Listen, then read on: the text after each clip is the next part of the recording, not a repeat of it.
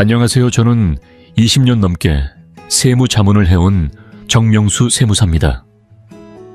그동안 수많은 가정과 사업체가 복잡한 세금과 자산 문제를 해결할 수 있도록 돕는 데 대부분의 시간을 쏟아왔습니다. 오늘 이 자리에 초대되어 여러분과 꼭 나누고 싶은 주제가 있습니다. 단순히 중요하다는 수준이 아니라 지금 이 순간에도 진행되고 있는 다소 긴급한 사안이기 때문입니다. 왜 긴급하냐고요? 여러분이 평생 땀 흘려 모은 돈이 지금 이 순간 여러분이 알지 못하는 시스템에 의해 정밀하게 걸러지고 감시당하고 있기 때문입니다. 특히 올해부터는 전 세계적인 자금 세탁 방지 기준이 더 엄격해지면서 한국 내 모든 금융기관의 감시와 조사 권한은 점점 더 강해지고 광범위해지고 있습니다. 아마 여러분 중에는 이렇게 생각하시는 분도 계실 겁니다. 나는 평생 법 지키며 살아왔는데 이런 게 나랑 무슨 상관이람 하지만 제가 단언컨대 그 연관성은 생각보다 훨씬 큽니다. 제가 직접 다뤘던 수많은 사례 가운데에는 선의로 큰 금액을 인출해 자녀의 전세 보증금을 마련해 주려 하거나 결혼 선물로 조금 더 정성껏 챙겨주려 했던 평범하고 성실한 분들이 있었습니다. 그런데 단순해 보이는 인출이나 이체 행위 하나가 본인도 모르는 사이 은행의 내부 감시 시스템을 작동시키고 심지어는 국세청의 고위험군 관리 대상자로 이름이 등록되는 결과를 초래할 수 있다는 사실을 아시는지요? 그렇게 되면 향후 몇 년간의 모든 금융거래가 일반인보다 훨씬 더 철저히 감시받게 되어 불편함과 스트레스는 물론이고 불이익까지 초래될 수 있습니다. 이는 결코 과장된 이야기가 아닙니다. 세무 전문가로서 제가 지켜본 수많은 사례들은 금융기관이나 세무당국의 내부 기준을 정확히 이해하지 못한 탓에 억울한 고충을 겪은 분들로 가득합니다. 해명조차 어려운 오해 밤잠을 설치게 만드는 불안감. 저는 그런 분들을 볼 때마다 늘 안타까움을 느낍니다. 그래서 오늘 저는 지난 20여 년의 실무 경험을 토대로 이 시스템의 복잡한 작동 원리를 여러분께 명확히 설명드리려 합니다. 최대한 알기 쉽고 현실적인 방식으로 말씀드리겠습니다. 첫째, 하루 1천만 원 이상 거래 시 의무보고 기준이 진짜 어떤 의미를 갖는지, 이는 단순한 기준선이지 전부가 아닙니다. 둘째, 금액보다 더 중요한 거래 패턴이란 무엇인지, 어떤 유형의 자금 흐름이 은행의 의심 대상으로 분류되는지를 말씀드릴 겁니다. 셋째, 이러한 감시 체계 속에서도 현명하고 안전하게 자신을 보호하는 방법은 무엇인지도 함께 알려드릴 예정입니다.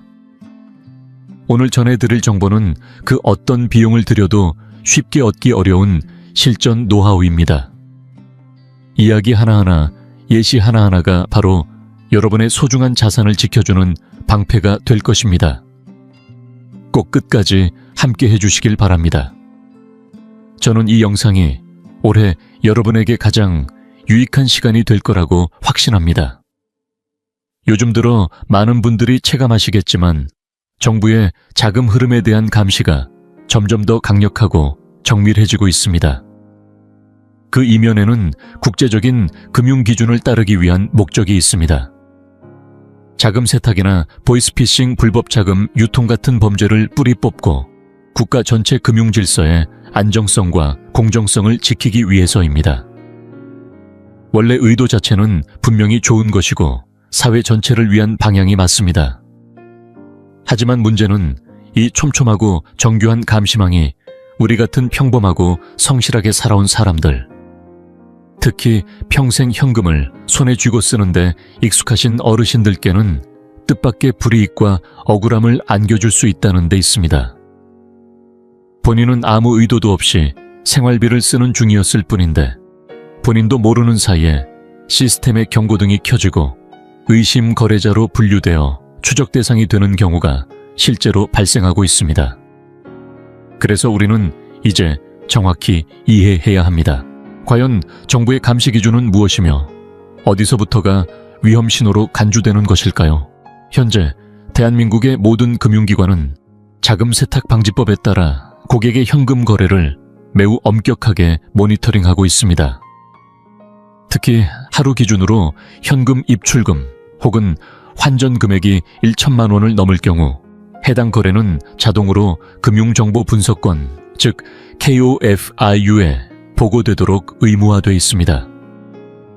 이 보고는 단순한 기록용이 아니라 국가기관의 빅데이터 시스템 속으로 들어가 분석 대상으로 전환된다는 의미입니다.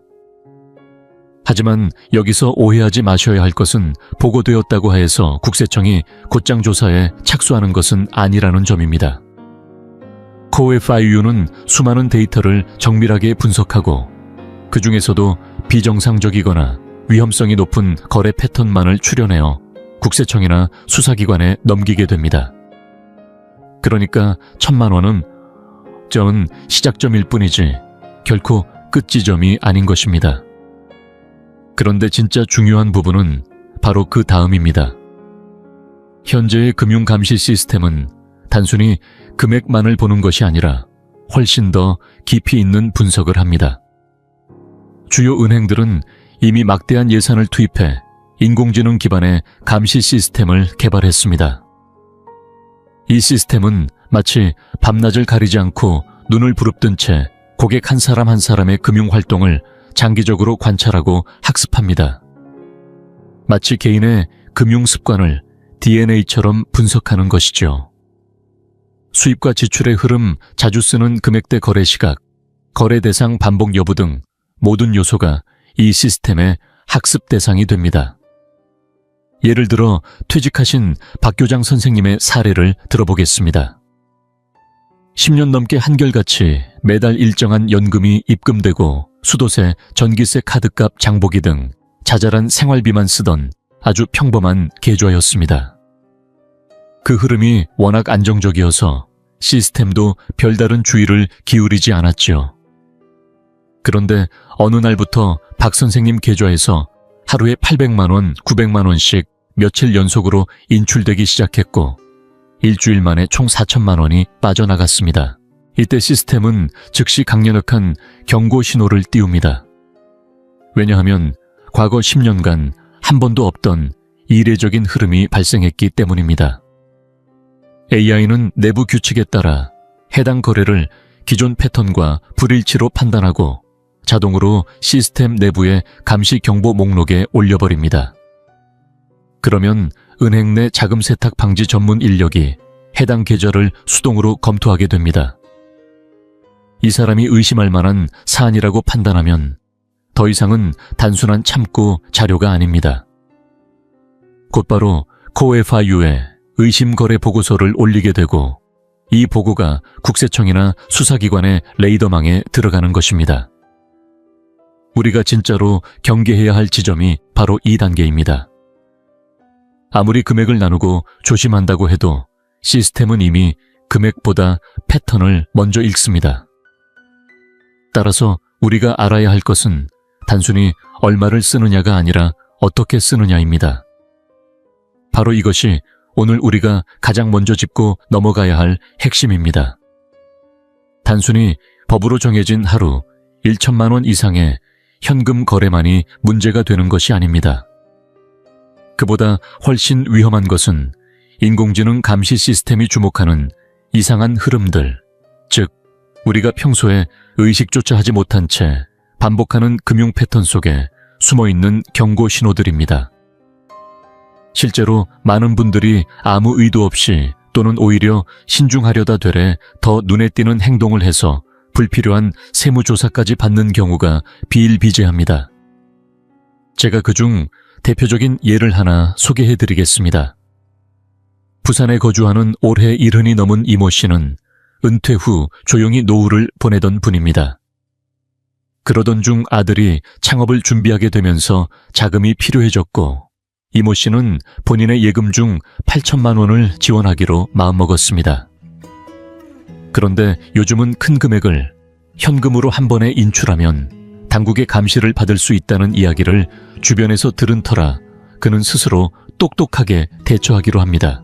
어떻게 했을까요? 매주 월요일 오전 10시 같은 지점 같은 창구에서 정확히 900만 원씩 9주 연속 현금을 인출한 것입니다. 본인은 매번 1천만 원을 넘기지 않으니 괜찮다고 생각했겠지만 결과는 정반대였습니다.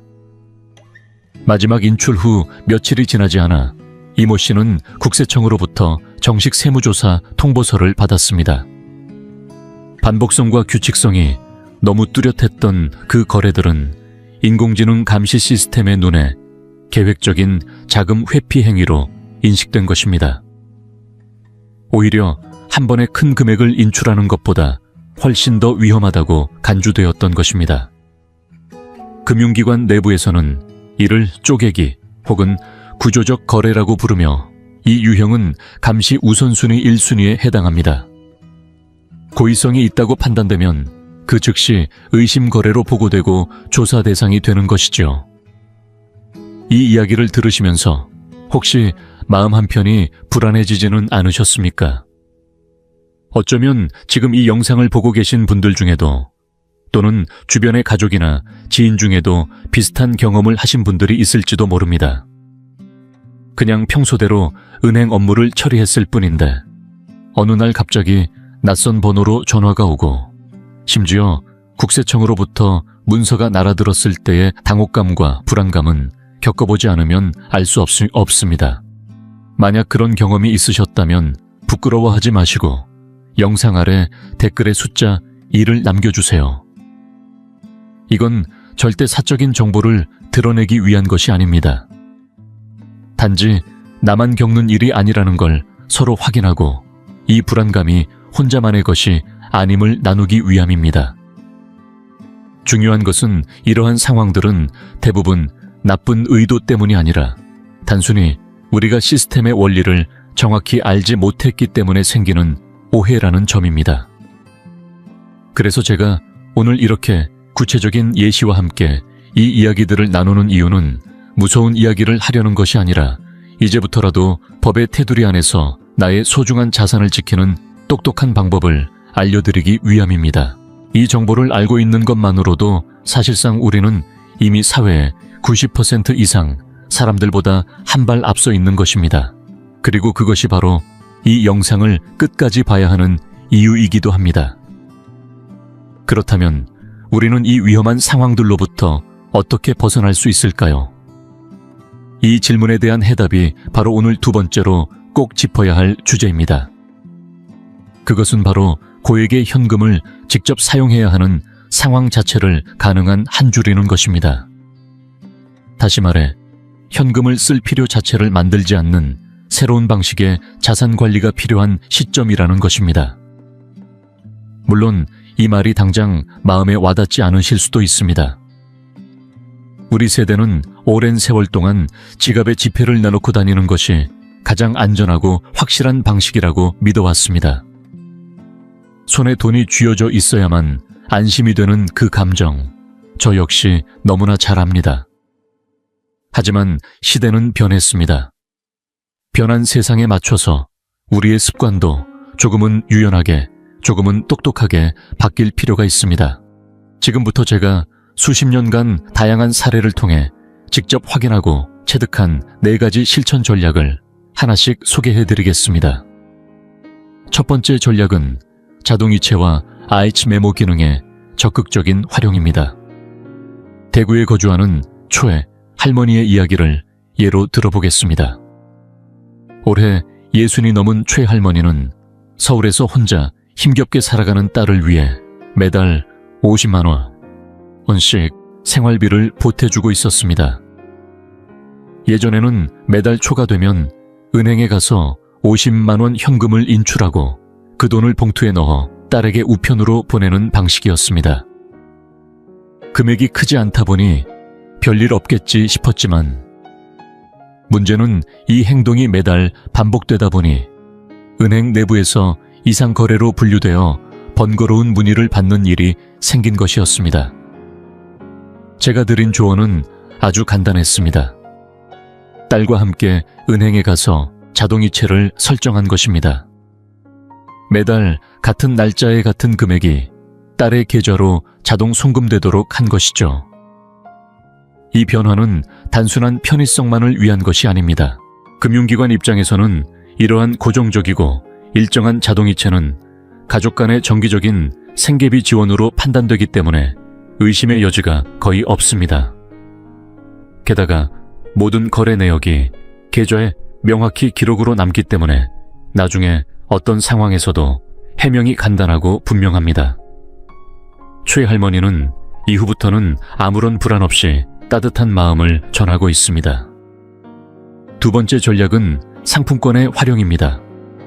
자녀나 손주에게 용돈을 주고 싶지만 현금을 직접 건네는 것이 꺼려질 때 상품권은 비교적 리스크가 낮은 선택이 될 수 있습니다.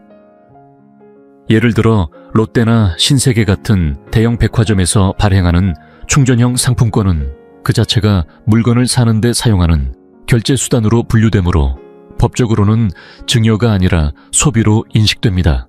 물론 이 방법도 무제한으로 남용할 수 있는 것은 아닙니다.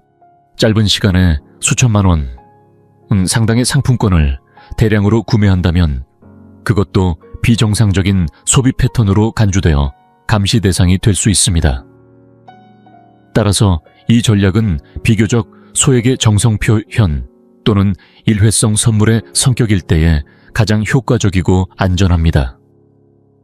중요한 것은 현금을 고집하지 않되 우리 세대가 여전히 전하고 싶은 마음과 체면을 지킬 수 있는 중간 지점을 찾는 것입니다. 그 절묘한 균형점을 찾는데 이 전략들이 작지만 강한 역할을 해줄 수 있습니다. 세 번째 전략은 아마도 가장 간단하지만 많은 분들이 무심코 지나치기 쉬운 핵심입니다. 바로 이체할 때 메모 기능을 반드시 활용하는 것입니다. 대부분의 스마트폰 뱅킹 앱이나 인터넷 뱅킹에서는 송금할 때 간단한 메모를 남길 수 있는 칸이 있습니다. 그런데 많은 분들이 그 칸을 비워두거나 대충 생활비 정도만 입력하시곤 합니다. 하지만 실제로 이 작은 메모 한 줄이 향후 세무 해명이나 금융 추적 과정에서 결정적인 역할을 할 수 있다는 사실 알고 계셨나요? 예를 들어 집에서 사용하던 텔레비전이 고장이 나서 아들의 신용카드로 LG TV 한 대를 200만 원에 구입했다고 가정해봅시다. 그리고 나서 아들에게 그 금액을 돌려주기 위해 현금을 인출해 건네주면 그 돈이 왜 어떤 맥락에서 전달된 것인지 아무런 기록도 남지 않습니다. 나중에 그 돈이 왜 오갔는지를 설명하려면 말뿐인 해명에 기댈 수밖에 없죠.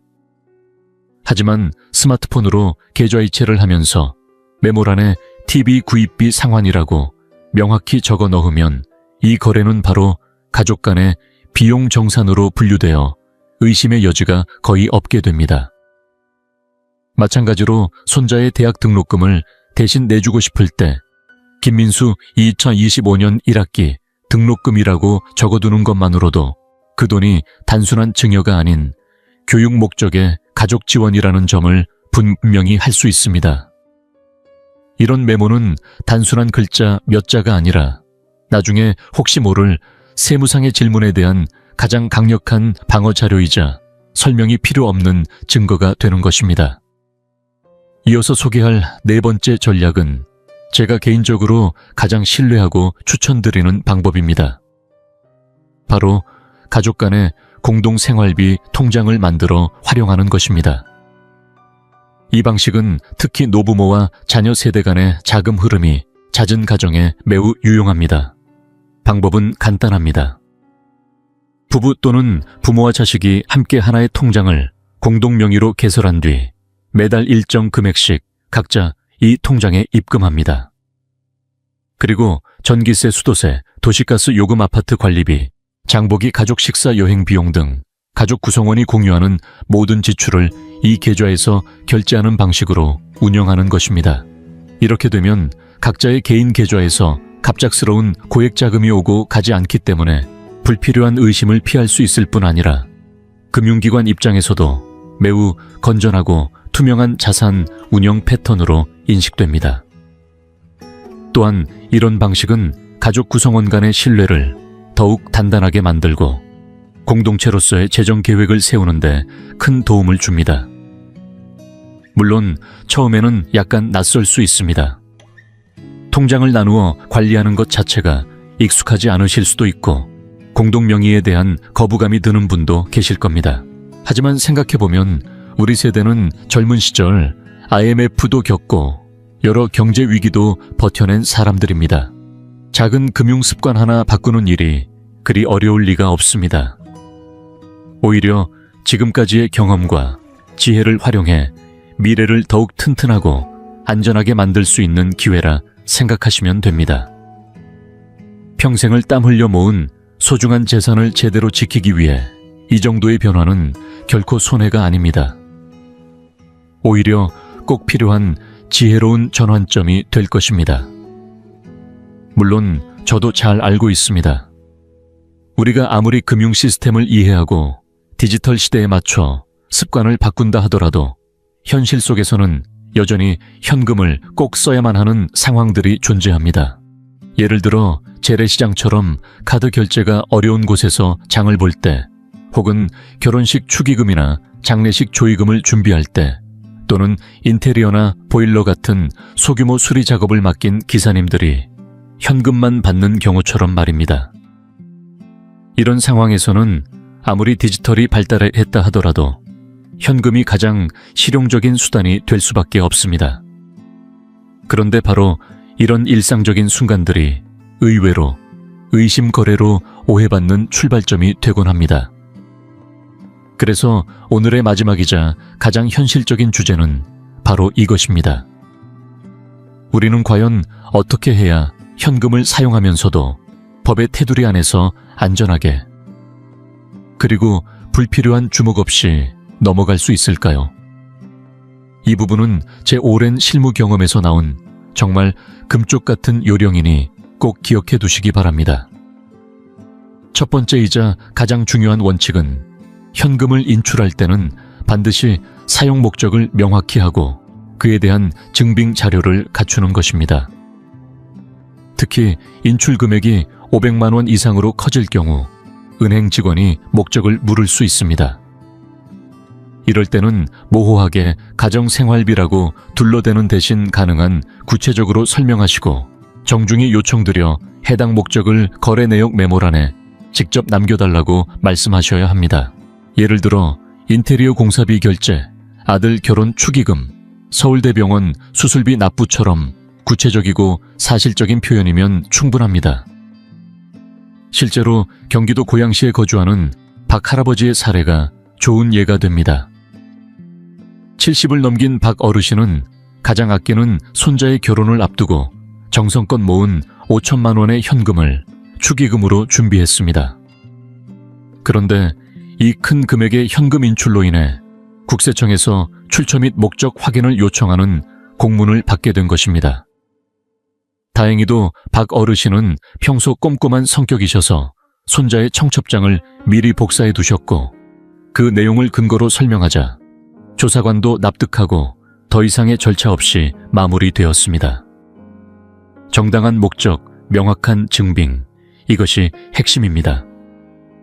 그러니 여러분 혹시 앞으로 병원비, 공사비, 축의금 등 큰 금액의 현금을 인출해야 할 상황이 생긴다면 꼭 관련 서류나 영수증, 청첩장 등을 미리 챙겨두시길 바랍니다. 국세청은 출처가 불분명한 자금을 조사하는 곳이지 정당한 이유와 증거가 있는 거래까지 문제 삼는 기관은 아닙니다.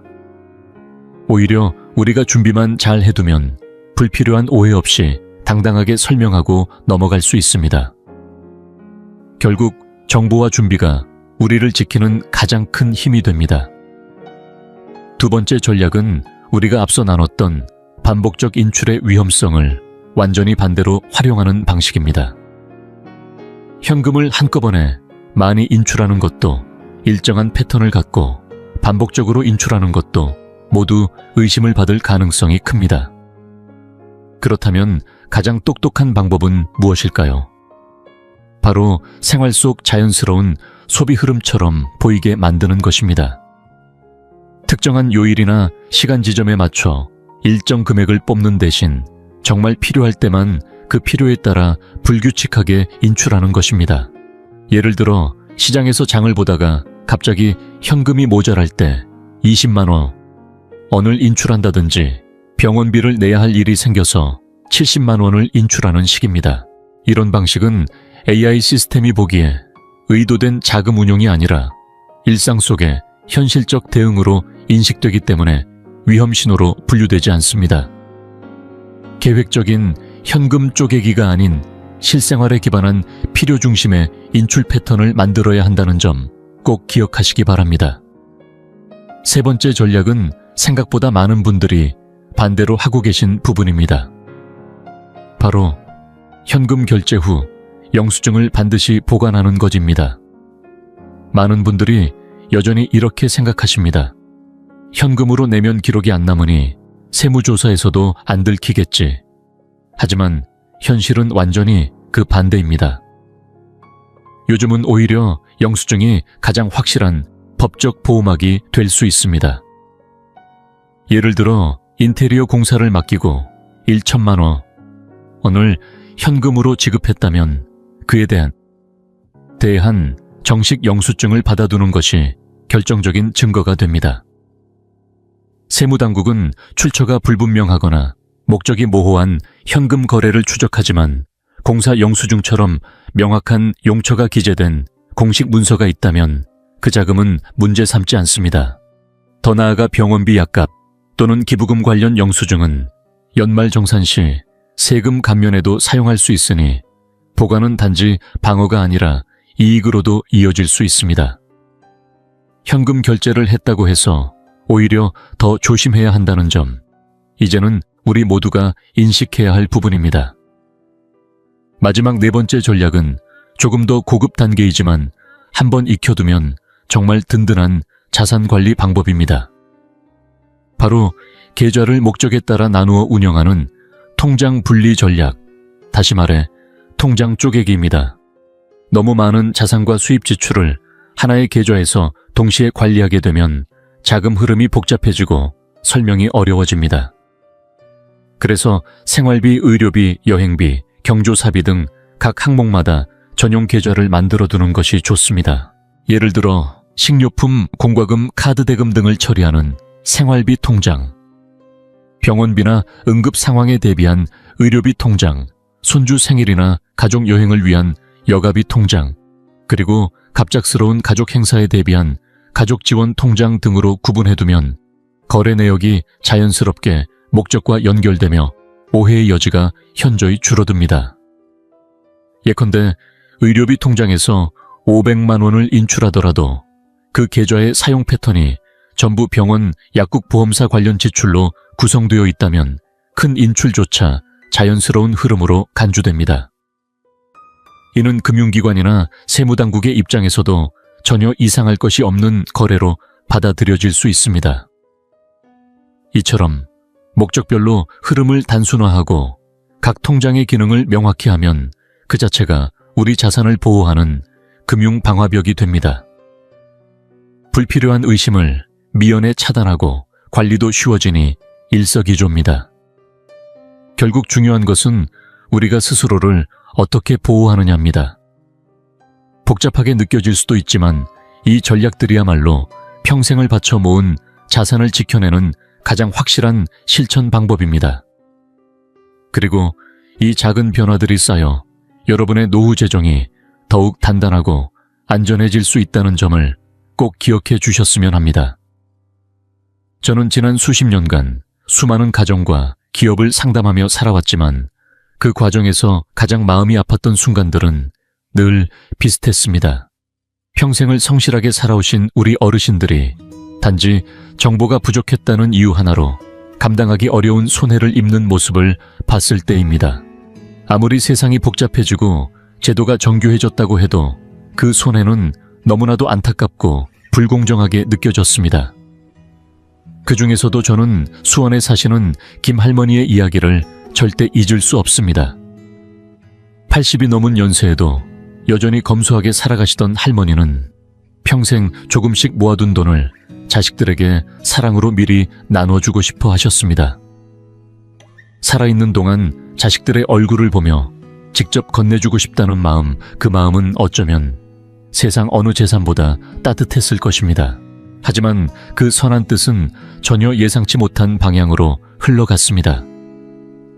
김 할머니는 증여세라는 제도를 제대로 알지 못한 채 짧은 기간 내에 수차례에 걸쳐 많은 금액을 현금으로 인출해 자녀들에게 송금했습니다.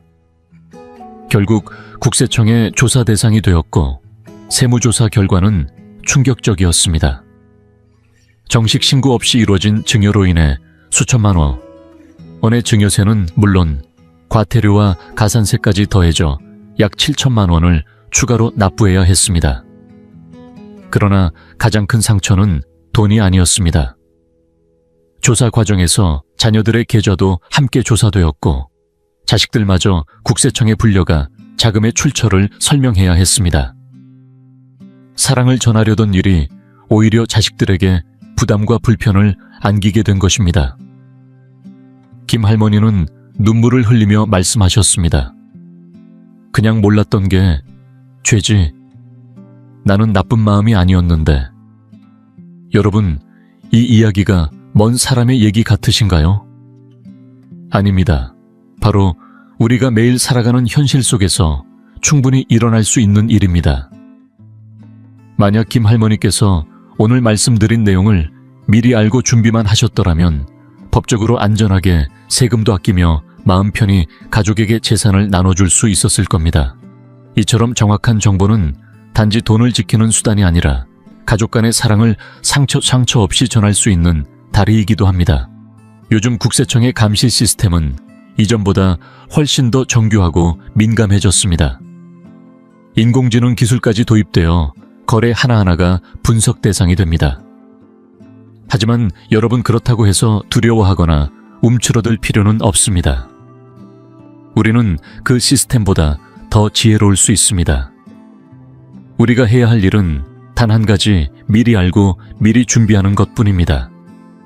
정당한 자금 흐름을 만들고 필요한 증빙을 남기며 목적에 맞는 방식으로 재산을 운용한다면 어떤 조사도 걱정할 일이 아닙니다. 물론 일부 악의적으로 큰 규모의 탈세나 불법 자금 운용을 시도한 경우라면 형사처벌이라는 무거운 결과가 따를 수도 있습니다.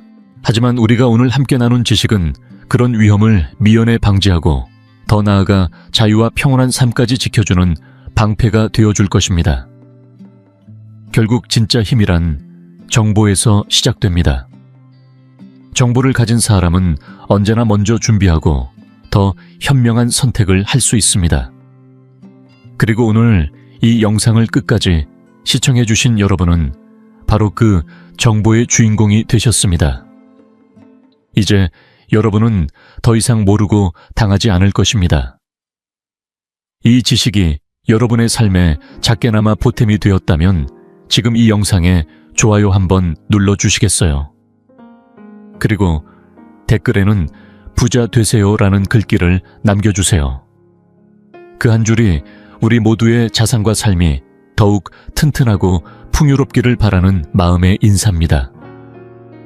혹시 이 영상이 도움이 되었다면 가까운 가족이나 친구분들에게도 꼭 공유해주세요. 이 지식은 나누면 나눌수록 커지고 온 가족의 재정 안전망을 함께 만들 수 있습니다.